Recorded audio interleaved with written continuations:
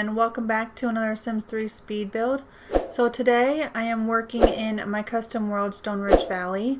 It is currently up for download if you would like to give it a try and test it out for me and see if there's anything that still needs to be fixed. I'm still fixing glitches. I'm still working on a few things here and there.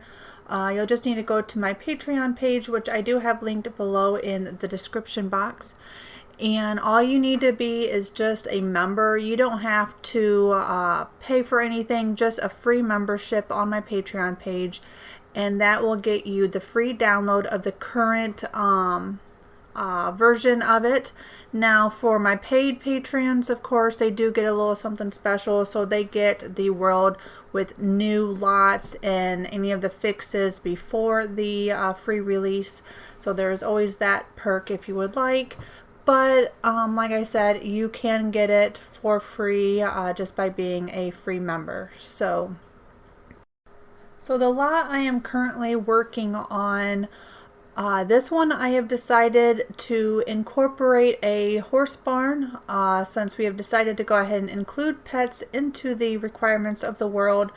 I decided to go ahead and start adding some of the lots with some barns in it so they can have horses. That will be depending on how you play, that will be one of the ways of being able to get around the world. The world does have roads. If you choose to play with cars, that is perfectly fine. I have tested the roads and they work just fine. But if you would like to play it in a different way, the world will be, the setting of the world is very old-fashioned. So if you would like to play where you don't have any cars at all, it is a possibility. I do have some random subway stations throughout the world to try to help out with that if you were to play where there's no cars, and that way your Sims aren't trying to walk everywhere. Because yeah, if you're out here in the, I guess out in the sticks or out in the country, however you want to call it, it'll take your Sims a very long time to walk into town where majority of the jobs are going to be at. Most of the places here out in the country, there's probably not going to be a whole lot in the way of jobs. I think I'm going to put the criminal career probably out here somewhere. I haven't decided yet exactly where I'm going to place that one. I'm still trying to get some more of the other community lots going. But most of the jobs are going to be, like I said, in town, in the downtown area, which is kind of like its own separate, I don't know if you really want to call it an island, but it kind of is actually an island. And you have to travel pretty good distance, I guess you could say, for the Sims to go there to go to work. So most of the houses in the outside area, outskirts, they are able to, hopefully anyway, Sims will be able to survive and take care of themselves out here without having to go, into town and get their groceries or their food that way. I am putting little small gardens throughout. This one also has a small little garden as well. And of course, the houses out here, like this one, for example, I created a little outhouse. I thought that was kind of a nice touch since most of them are not going to have indoor plumbing. So most of the houses, if not all of them out here, are probably going to have the outhouses somewhere on the property. So this house, I would not really consider it a starter home. I didn't write down how much it ends up costing, but it's definitely not a starter home. I didn't pay too much attention to the cost when I was building this one. So this one I would consider probably one that was maybe built by the family and then passed down through the generations. It is only a 1-bedroom. But it's plenty big enough if you wanted to change it up a little bit and, add a crib in here and whatever else you might need, or even add on if you so choose. There's plenty of space on the property to do so. But my idea with the Sim that's going to be living here, because I think I'm going to create a pre-made Sim for this lot, And I decided to go, I think I'm going to go with one, like I said, that has a little bit of family history, that this is like the family home, it's the cabin. I even used, I believe, the base game log cabin textures to try to help make it look a little bit more as if maybe the ancestors or maybe just the parents before actually cut down the trees and made the logs and everything for this cabin. So it is pretty simple. I mean, it looks fairly large from the outside, but again, it's pretty open. They would have had a lot of lofts. Some houses, they would have been a little bit more enclosed, but I decided to go again with another style that the upstairs was open to the downstairs. It just seemed, I don't know, for this house, that's just how it seemed to fit for me. Again, this house is also lit only by candles, so there's candles all over. I have lanterns everywhere to help light everything up.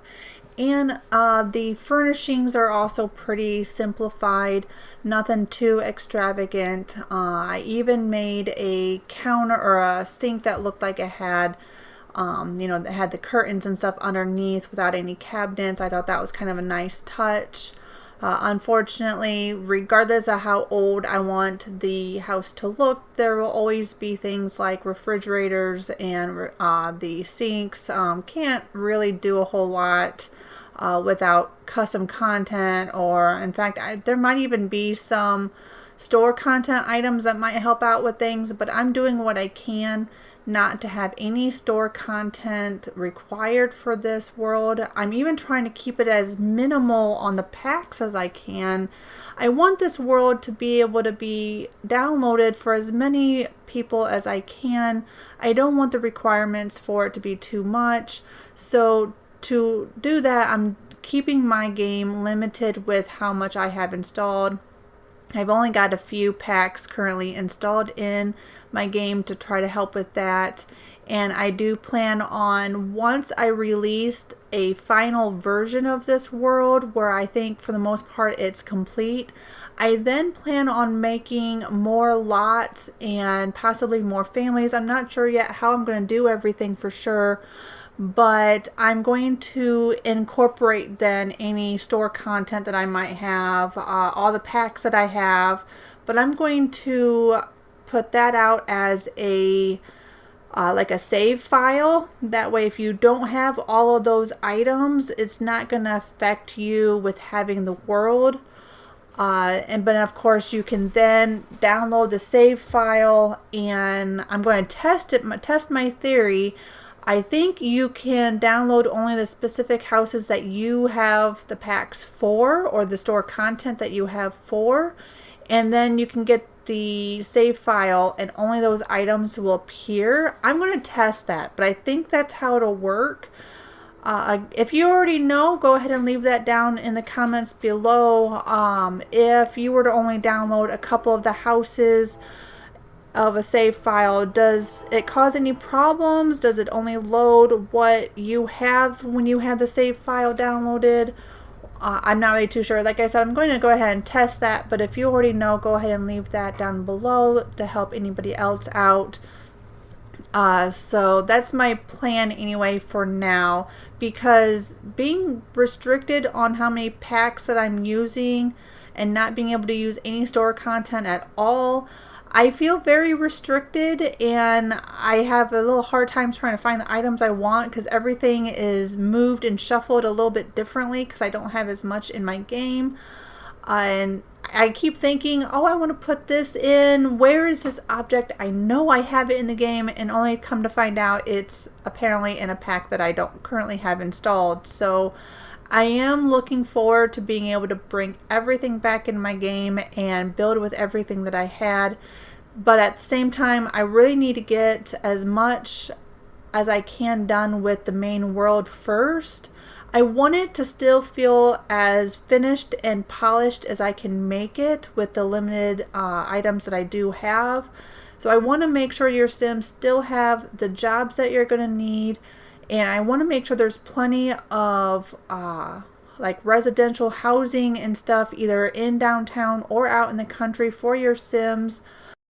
This way, if you choose not to download the save file that has all the extra content for the world, it'll still feel complete and finished. It's going to appear maybe a little bit empty because I'm not going to fill up a lot of the lots this way. I'm going to leave a lot of them empty, but only so I can add to it later with more, other content and everything. And of course, I want others to be able to come in and build lots if they would like to for the world as well for when they're playing. So I'm not going to fill them all in. There's quite a few lots. I had it wrote down somewhere at one time on how many residential and commercial lots and stuff that I did have.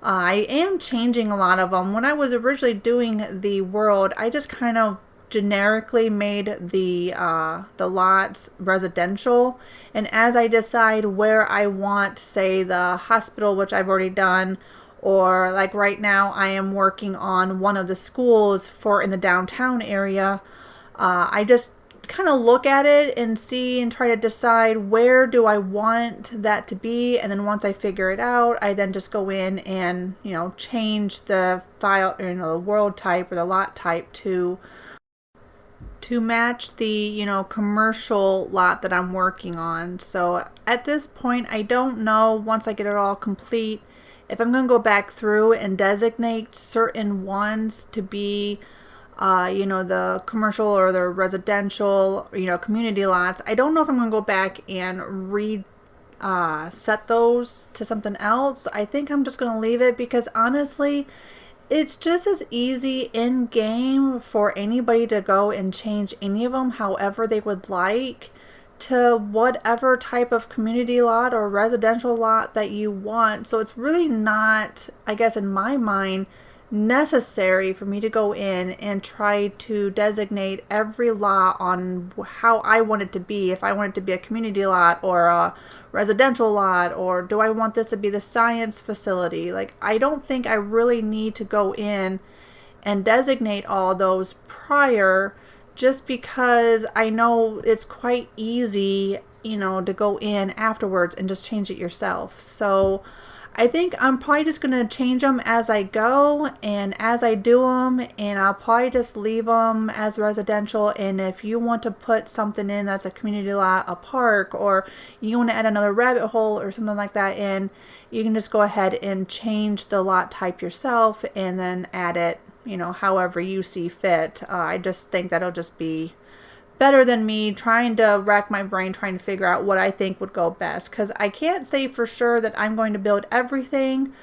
For sure, I do have several more lots that I do want to do, but again, I'm just going to leave majority of them empty for you to build and design how you like, and you can move things around and do whatever you would like with it. So back to the current build, we are now in the horse barn, just decorating it as much as I can, and putting the lights and everything around. Got enough room for one horse, and hopefully the gated area there is plenty big enough. Honestly, I don't play too much with pets in my game. I don't play too much with the horses. There is a lot of routing issues. There are some mods out there that are supposed to help fix that. Like, you can make the areas that the horses need smaller. That way they don't get stuck as easy. So I'm thinking about giving that mod a try and seeing if that helps. But typically in my game, just to kind of help with that, I usually don't have a lot of the animals out there. Like, I don't usually have a bunch of cats and dogs and everything like that in my actual game. But in this case, I think I am going to have a few pre-made horses about. And, I'll probably, even if I were to play in the world, I'll probably have a horse too, just to help with my Sims getting from one location to the next. So I don't really know 100% with that barn on how many horses can actually go in that stall. I think it's just one, but I think if the horse has a baby, I don't know, correct me if I'm wrong down in the comments below, but I think if you were to have a foal, the baby can go in there with the mom horse, I think. But I don't know. Like I said, I don't typically play too much with them, so I don't know a lot about them. But I like the objects. I like building with the stuff that's in the pets. It's one of my favorite packs to build with, and I do like using it a lot. So, but unfortunately, I don't really know anything about it. So now just going around and doing a little bit of landscaping. I'm trying to make it look, I guess you could say, as unmanicured, as wild, and just kind of all over the place is just kind of how I'm doing it. And it's just putting the trees in the same kind of trees that I have throughout the world. I don't put in very many of the plants that I don't already have throughout. Now, I did put in, I think, some of the lavender on this property. Just because I thought it looked good. And I thought maybe it was one of those plants that might go okay, that looked like maybe it was just growing wild, like maybe some wild lavender that just kind of started growing one day and just kind of filled up in that area. So other things I'm putting around, I thought it would look good, especially for this lot, to have some of the wagons. I even put a broken wagon in the back of the property and put that in there and kind of made it look like it was kind of overgrown, and then put another wagon that looked like it was, you know, more in better shape, just to try to help with, you know, the way everything looked with the property.